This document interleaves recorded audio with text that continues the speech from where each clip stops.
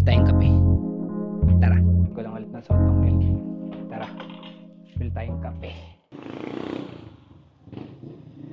Rinig ba ako? Dahil wala masyadong nangyari ngayong araw is bibili tayong kape. Pupunta tayo ng Pasita. Bibili tayo ng iced coffee. Ko-compare natin sila kung ano yung mas masarap. Trip lang na video. Let's go. Tagal na rin ako hindi nagbabike. So medyo awkward to nagbabike ako sa highway ng gabi. Pag napanood to ni mama papagalitan pa ako nun. Pero for the vlog, para may content tayo ngayong araw. Yun. Ito yung first stop natin. Dunkin Donut. Hello po, good evening. Welcome back to Dunkin. Hello po, good evening. Pa-order po ng isang iced coffee. Iced coffee po. Ano pong size ng iced coffee natin? Large, sir. Pa-less ice po ako. Second window na lang po for payment. Maraming Alright. salamat. Salamat. Yun. Iced coffee lang na large. Order natin.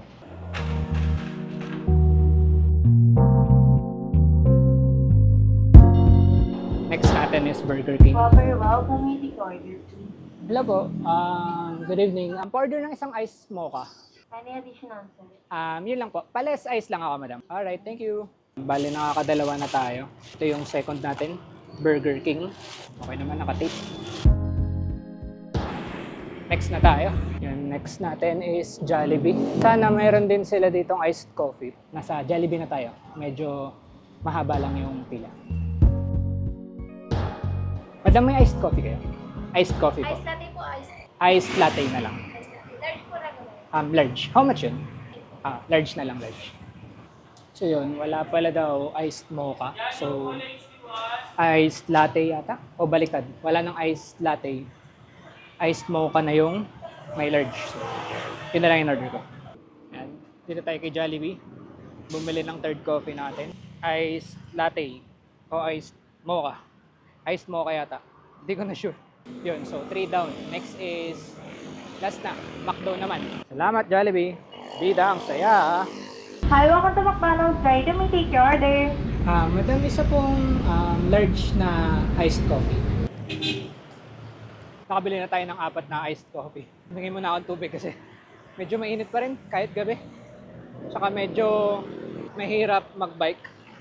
Ayun nga, hindi ko pala napindot yung record button sa mic ko kanina. Pero yun, iced coffee, vanilla, yung in-order ko sa McDo. Ayan tayo. Yan, kompleto na tayo. Meron na tayong 4 na iced coffee. Uwi na tayo din, review natin sa bahay. Let's go.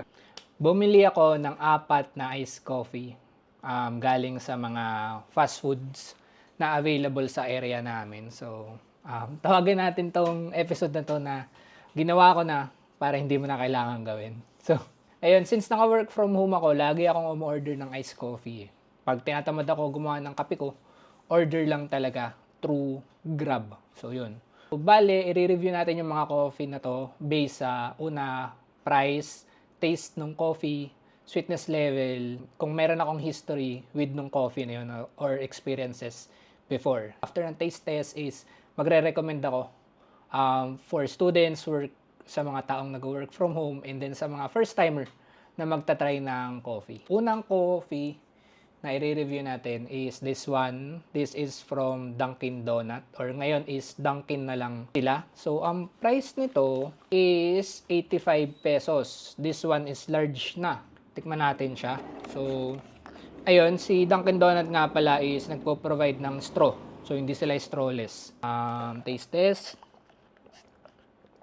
Yung kape ng Dunkin is matapang talaga siya. Based from experience, masarap yung kape ng Dunkin. So ito, hindi siya matamis, strong yung coffee niya. Sulit siya for, magkano ulit? Sulit siya for 85 pesos. Ang next na i-review natin is this one from Burger King. So meron pa silang ganito, BK Cafe. So this one is iced mocha coffee. Ito yung large nila. Ang price niya is 105. Ayun, yung large nila is mas malaki kaysa sa large ni Dunkin. Taste test. Lasang-lasa mo yung coffee niya. Yung mocha din. So kung mahilig ka sa matamis, okay siya sa'yo. Pero ako, di ko alam. Parang sobrang tamis niya eh. Third one is ito, from Jollibee. So ang price niya is 85 pesos. So ito, sulit siya, 85 pesos. Again, ito yung large nila. Ito yung large ni Dunkin', mas malaki yung large ni Jollibee. Taste test. Ayun, lasa mo yung coffee, pero medyo matabang siya. Yun lang yung masasabi ko ngayon. Pinalize ice ko na to eh. Yung experience ko before sa coffee ni Jollibee, hindi naman ganito, pero ito is medyo matabang siya. Meron palang dalawang option. So, meron silang latte and then mocha. So, this one is iced mocha din siya. Compared naman dun sa Burger King, lasa mo rin yung mocha nito. Medyo matabang lang siya. Yung sweetness level niya sakto lang. Yung coffee, yun, medyo hindi ko siya lasa eh. Yun, medyo matabang siya. Next is ito. Most common na iced coffee. Hindi ko alam kung sila ang pinakaunang nagkaroon ng iced coffee sa mga fast food eh. So, ito, from McDonald's. Ang order ko is, nagkamali yata ako ng order eh. This one is original vanilla. Iced coffee original vanilla. Usually na in-order ko yung may milk, pero ito, wala siyang milk eh. Notable is, gusto ko yung packaging ni McDo eh. Ano sila? Strawless. Pero gamitan ko yung straw para mabilis lang siya inumin. Out of dito sa 4 na binili ko, sila lang yung strawless. Ayun, taste test. Decent yung coffee taste niya. As expected sa McDo, yun talaga yung lasa ng kape nila. Pero kung papipiliin ako sa kape ngayon ng McDo, bumaba na yung quality ng iced coffee nila eh. Mas masarap na yung brewed coffee nila ngayon for me. Sweetness level, okay lang din. Nasa gitna, hindi siya matamis, hindi rin siya matabang. Yun yung 4 na iced coffee na binili ko. Dunkin' Donut is 88 pesos. Burger King is 105. Jollibee is 85 pesos. And then si McDo is 88 pesos. So, yun yung prices nila. So, ngayon, magre-recommend ako ng coffee. Una for students. Siguro ang pipiliin ko is itong dalawa. Itong McDo and itong from Jollibee. Kasi una, sobrang available niya. Maraming branches si Jollibee and McDo. And affordable siya. At below 100 pesos, large na yung coffee mo. So, yun, masasatisfy na yung cravings mo or yung need mo for caffeine. Sa mga nag-work from home naman, marerecommend ko is ito, yung from Dunkin'. Sarap yung kape nila. Yun, sa mga nag-work from home, ito, Dunkin' Donut, try nyo siya. And pwede naman itong Burger King. Pwede rin siya. Kung may malapit sa inyo, kasi konti lang yung branch ni Burger King eh. Dito sa South try nyo siya. Tamis lang. Ayun. Pero syempre, pwede ka rin mag-Jollibee McDo kung wala kang budget. Tsaka itong 4 naman is available siya sa Grab. Any dun. Sa mga first-timers, siguro friendly is ito, McDo. Sa mga first-timers, try mo muna bago ka ma-sales stock na bumili ng 200 pesos na iced coffee sa Starbucks. So, ayun. Dito natin tapusin tong review na to. Overall, masarap silang 4. May mga differences lang sa price. Pero kung ako yung papipiliin, kahit ano dito sa 4, orderin ko kung ano yung available kasi, ayun, mas cheaper siya compared sa 200 pesos na kape ng Starbucks. Again, ginawa ko to para hindi mo na kailangan gawin. Hindi ko alam kung magiging regular series to, pero itatry ko kasi okay din pala yung ganito eh. Kaso, napagastos ako.